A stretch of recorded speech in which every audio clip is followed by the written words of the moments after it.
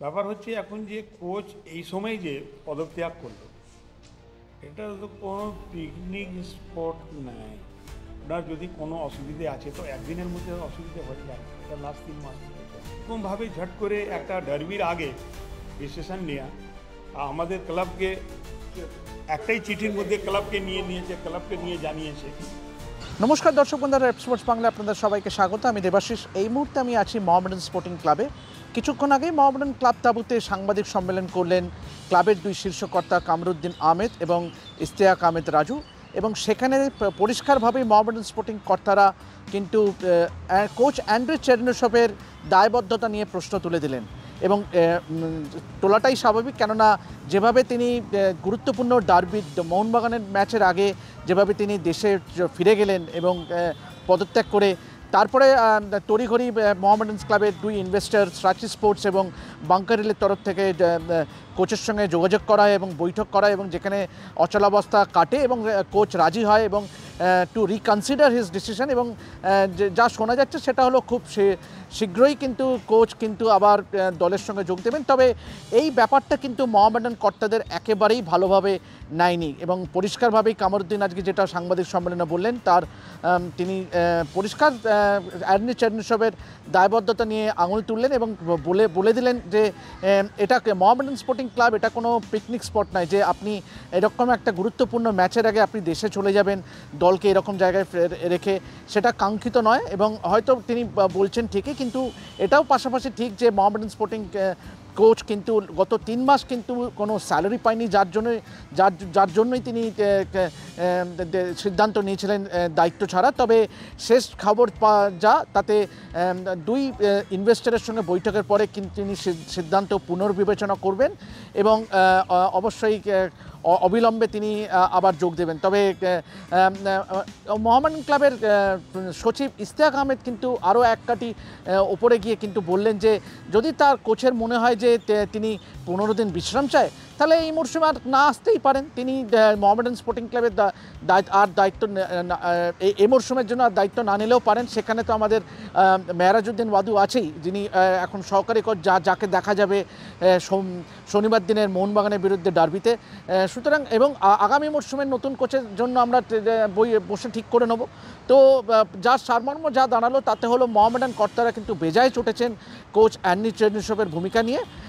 তো চলুন একবার শুনে নেওয়া যাক মোহামেডানের দুই কর্তা কি বললেন পুরো বিষয়টা নিয়ে। আপনারা শুনলেন মোহামেডানের দুই শীর্ষকর্তা কামরুদ্দিন আহমেদ এবং ইশতিয়াক আহমেদ রাজুর মুখে অ্যান্ড্রে চেরনোসভের ভূমিকা নিয়ে। তো এভাবেই দেখতে থাকুন রেপ স্পোর্টস বাংলা, এবং যাবতীয় ফুটবলের আপডেট পেতে গেলে অবশ্যই চোখ রাখুন রেপ স্পোর্টস বাংলায়। আজকে যে প্রেস রিলিজ করার কোনো কথা ছিল না, কিন্তু যেহেতু দীপক আসছিল, ওর আসার কথা ছিল, তো আমার মনে হয় আমার দর্শকরাও তাকিয়ে রয়েছে যে দীপকের সঙ্গে ক্লাবের সঙ্গে কী হচ্ছে।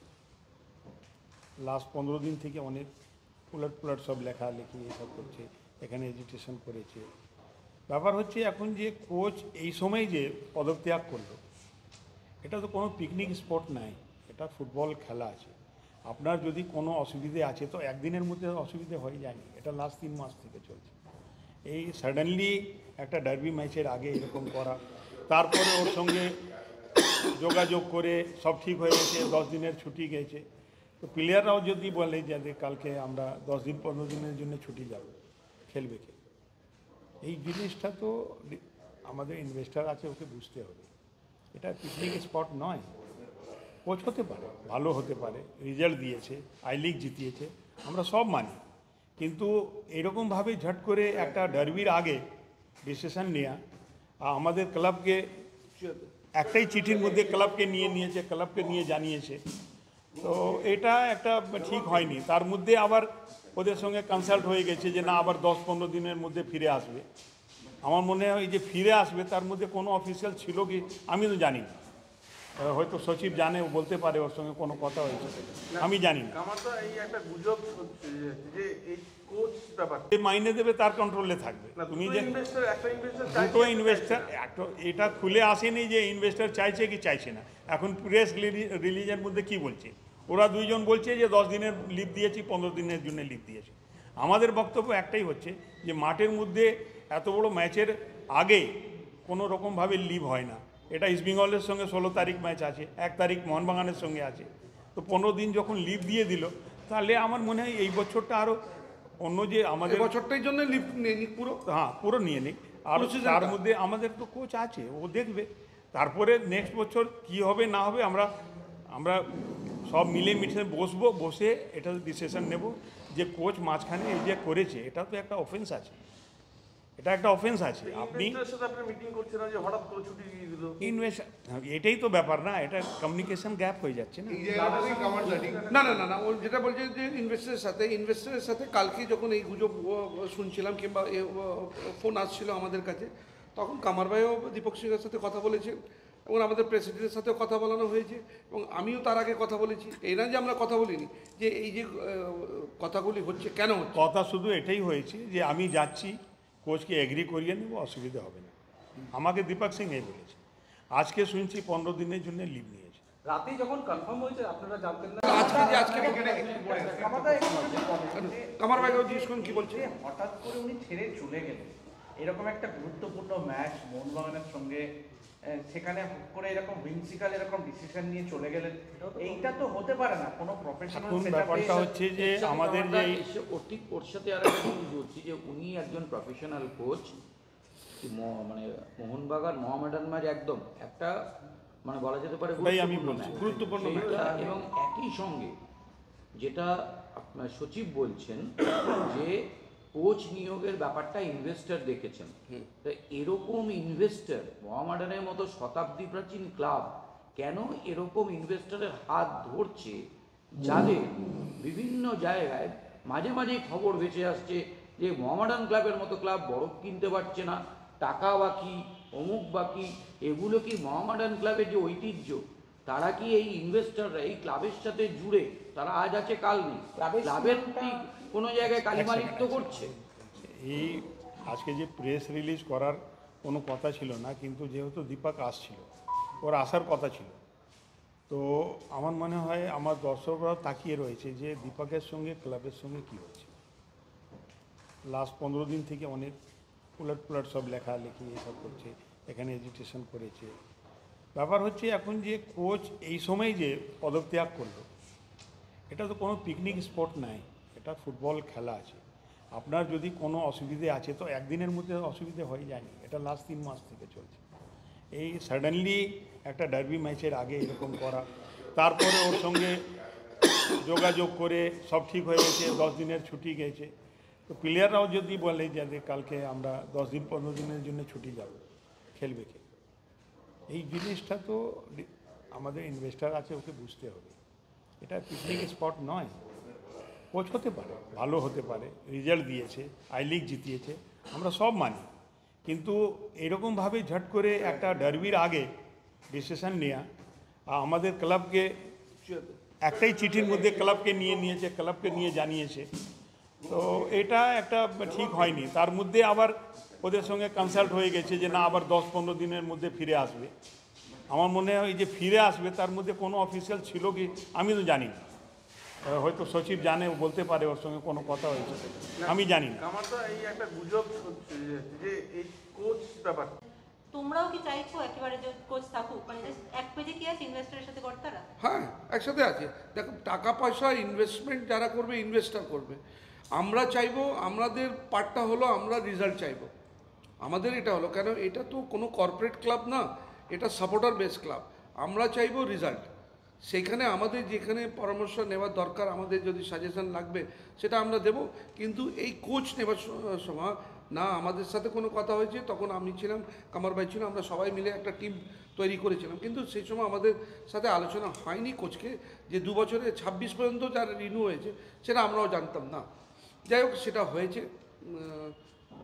সেটা তারা শর্ট আউট করে নিয়েছে। আমরা চাইছি যে যদি আসুক, রেজাল্ট যদি হতে গেলে কোনো অসুবিধা নেই, রেজাল্ট খারাপ হতে গেলে সমস্ত ক্লাব অফিসিয়াল দর্শক সবাই কথা তুলবে, আঙুল তুলবে কোচের উপরে। কিন্তু কোচ যদি আপনি 2 নম্বর বিষয়টা হলো যে আমাদের এখানে কদিন ধরে একটা সমস্যা হচ্ছিল কোচকে নিয়ে, তো সেই কোচের ব্যাপারটা সেটা ক্লিয়ার হয়ে গেছে যে কোচ যেটা আছে সেটা উনি পদত্যাগ করেনি, উনি আমাদের এখানে নিজের এগ্রিমেন্টটা টার্মিনেট করার জন্যে, সেটা আমাদেরকেও জানায়নি, ও ফিফাতে দিয়েছিল, অভিযোগ করেছিল যে 2 মাসের স্যালারি ও পায়নি বলে। সেটা আমরা জানতাম না। সেই চিঠিটা নাকি উনি সাচিকেও দিয়েছিল, কিন্তু সাচি তার উত্তর দেয়নি। তার ফলে কি হলো, 2 সপ্তাহ পর একটা টাইম লিমিট থাকে, সেই টাইম লিমিটটা বাট হয়ে গেছে, টাইম লিমিটটা শেষ হয়ে গেছে। এবার ফিফা আমাদেরকে অফিসিয়ালি কিছু জানায়নি, কিন্তু আমরা জানি যে একটা ফাইন কিংবা একটা টার্মিনেশন করতে গেলে যার যে চুক্তি হয় সেই চুক্তির পুরো টাকাটা দিয়ে তারপরে তাকে ছাড়তে হয়। তো সেই ক্ষেত্রে তাকে আমরা বলেছিলাম যে এটা আমাদের কোনো বিষয় নেই। আমাদেরকে যখন মিডিয়া জিজ্ঞেস করছিল তখন আমরা বললাম যে এটা আমাদের বিষয় নেই, এটা সম্পূর্ণ আমাদের ইনভেস্টারের বিষয়। ইনভেস্টার তাকে নিয়ে এসছে, ইনভেস্টার টিম বিল্ড করেছে, ইনভেস্টার রিনিউ করেছে 2 বছরের জন্য, আমরা করিনি। তারা কথা বলবে, দীপক সিং কথা বলবে, তার সঙ্গে সঙ্গে সাচি আছে, তারা কথা বলবে। তো তারা কালকে কথা বলেছিল, বসেছিল, আমরা কথা বলেছিলাম, আমিও কথা বলেছিলাম দীপক সিংয়ের সাথে, কামার ভাইও কথা বলেছিল যে এই ম্যাটারটা তুমি শর্ট আউট করো। তো তারা ওকে বলেছে, ম্যাটারটা শর্ট আউট হয়েছে ফর দ্য টাইম বিং। ওকে এখন 3-4 ম্যাচে পাওয়া যাবে না, লিভ নিয়েছে, ধরে রাখো লিভ নিয়েছে।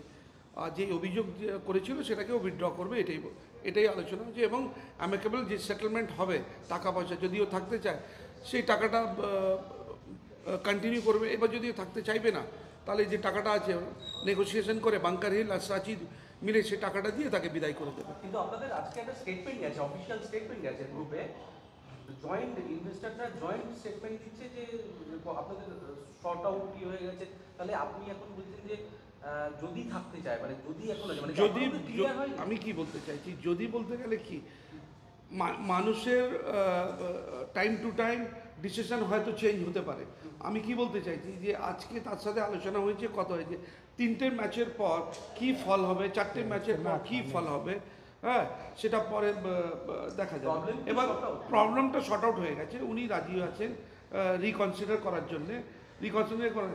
এবার হয়তো উনি যদি থাকতে চান খুবই ভালো, যদি না থাকতে চান ওয়েলকাম, কোনো অসুবিধা নেই। আমরা আগেও বলেছি, এখন যেটা আমাদের কোচ যেটা আছে সেই কোচ কন্টিনিউ করবে, মিরাজ বাদু, ও তো প্রো লাইসেন্স করবে। আর ওর আসার পরও এমনি না যে রেজাল্ট খারাপ হয়েছে, ও আসার পরও যেটা দেখা যাচ্ছে যে টিম ঘুরে দাঁড়িয়েছে। এটাও না যে ও আসার পর টিমটা খারাপ পারফর্ম করেছে, আসার পর দেখা গেছে যে টিমটা ঘুরে দাঁড়িয়েছে। এবং হয়তো আমরা গোল পাচ্ছি না, কিন্তু তার মানে এ না যে আমরা আমাদের এইখানে হোম ম্যাচ যেটা এক্সট্রা টাইমে আমরা 2 গোল দিয়ে খেলছিলাম, যেখানে পিছিয়ে 2 গোলে আমরা দিয়ে ড্র হলো সেই ম্যাচটা। যাই হোক, সেই বিষয়গুলি ক্লিয়ার করে দিলাম।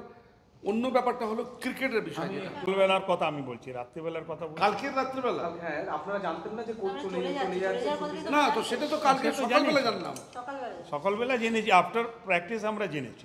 প্র্যাকটিস তো মেরাজ করিয়েছে। মানে কোচ তোমাদের কিছু বলেনি ডাইরেক্ট? না, না না না, রাত্রিবেলা যখন ফাইনাল হলো দীপক সিং এর সঙ্গে, তখনই তো ফাইনাল হয়ে গেছে যে কোচ চলে যাচ্ছে। তখন আপনারা কিছু বলেননি যে এই যে কথাগুলো তো চলে গেছে, আমি জানি তো জানি তো। চলে গেছে।